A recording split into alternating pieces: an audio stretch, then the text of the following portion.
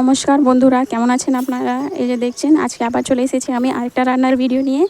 তো এই যে দেখুন আজকে রান্না করব আমি পোলাও। তো প্রথমে বাটিতে গোবিন্দভোগ চালটা মেপে নিতে হবে। তো বাটি দিয়ে মেপে নিচ্ছি। এই বাটিতে প্রথমে চালটা মেপে নিলাম, তারপরে জল দিয়ে ভালোভাবে চালগুলোকে ধুয়ে দিতে হবে।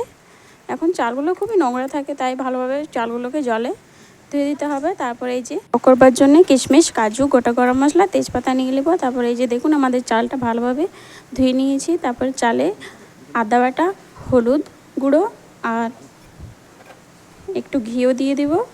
ভিজিয়ে নিয়ে চালগুলোকে প্রথমে এগুলোর থেকে মেখে নিতে হবে। তো একটু চিনিও দিয়ে দিলাম। এবারে চালটা ভালোভাবে সব কিছু দিয়ে মেখে নিতে হবে। এই যে দেখুন কত সুন্দর হাত দিয়ে আমি মেখে নিচ্ছি। উপর নিচে করে সব চালগুলোতে হলুদ আর আদা বাটা যেমন মাখা হয়ে যায় সেরকম ভালোভাবে মেখে নিব। তারপরে একটু গরম মশলাও দিয়ে দিব, আর এটাকেও ভালোভাবে চালের সাথে মিক্স করে নেব। এই যে চালটা ভালোভাবে আমাদের হাত দিয়ে মাখা হয়ে গেছে। তারপরে কড়াইয়ে ঘি নিয়ে নেব। ঘি দিয়ে পোলাওটা আমরা ভেজে নেব, তাই প্রথমে বেশি করে একটু ঘি নিয়ে নেব। ঘিয়ের মধ্যে তেজপাতা দিয়ে দেব।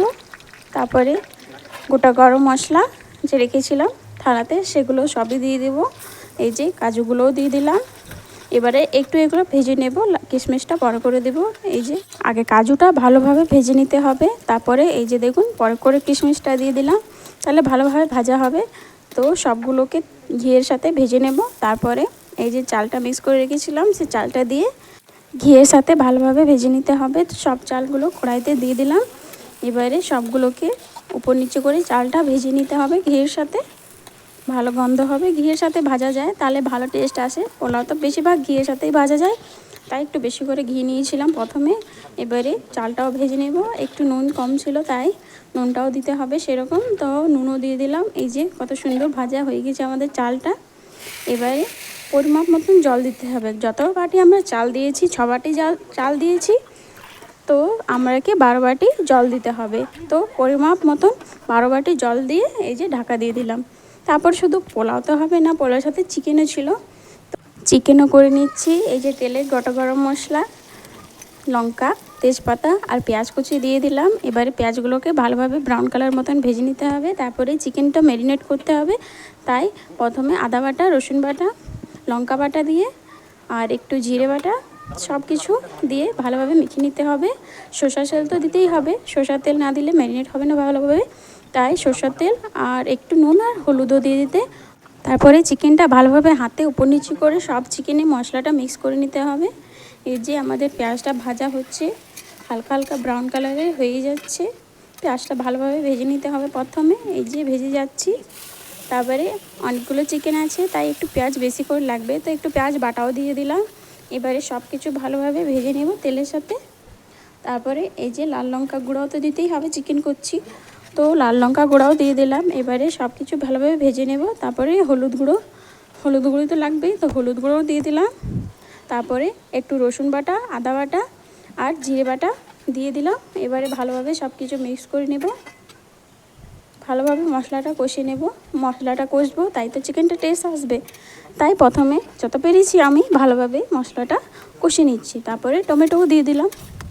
টমেটো কেটে কেটে রেখেছিলাম সেটাও দিয়ে দিলাম মাংসের সাথে। এবার টমেটোটা আমাদের গলে গেছে।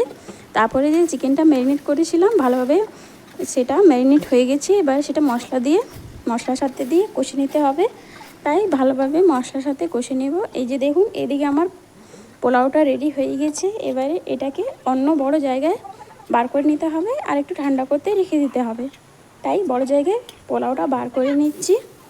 এই যে আমাদের চিকেনটাও ভালোভাবে কষা হয়ে যাচ্ছে। ওই কড়াইটা একটু ছোট ছিল তাই একটা বড় কড়াই নিয়ে নিলাম। একটু আলুও দিতে হবে তাই 2-4টা আলুও কেটে দিয়ে দিলাম। এবারে একটু জল দিয়ে দেব, গরম জল দেব।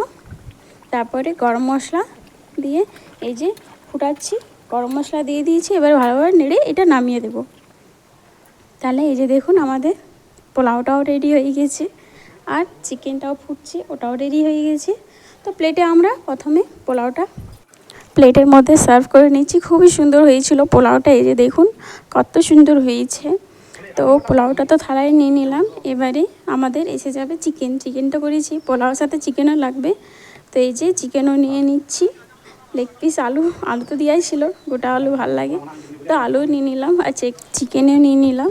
এই যে কত গরম গরম আছে, এখনই রান্না হয়েছে, ধোঁয়া উঠছে একদম। পোলাওর সাথে চিকেন খেতে খুবই ভালো লাগে, তাই চিকেনও করেছিলাম, তো সেটাও নিয়ে নিলাম। এবারে শুধু চিকেন আর পোলাও করে নিয়ে আরেকটা নিরামিষ সবজি করেছিলাম। সবাই তো পোলাও আর চিকেন খাবে না, যে নিরামিষ খাবে তাদের জন্যে আলু আর মটরের সবজি করেছিলাম, তো সেটাও নিয়ে নিলাম। তো এই রান্নাই হয়েছিল। তাহলে যদি আমাদের রান্নার ভিডিওটা আপনারা কি পছন্দ এসেছে, তাহলে প্লিজ একটা লাইক করে দেবেন।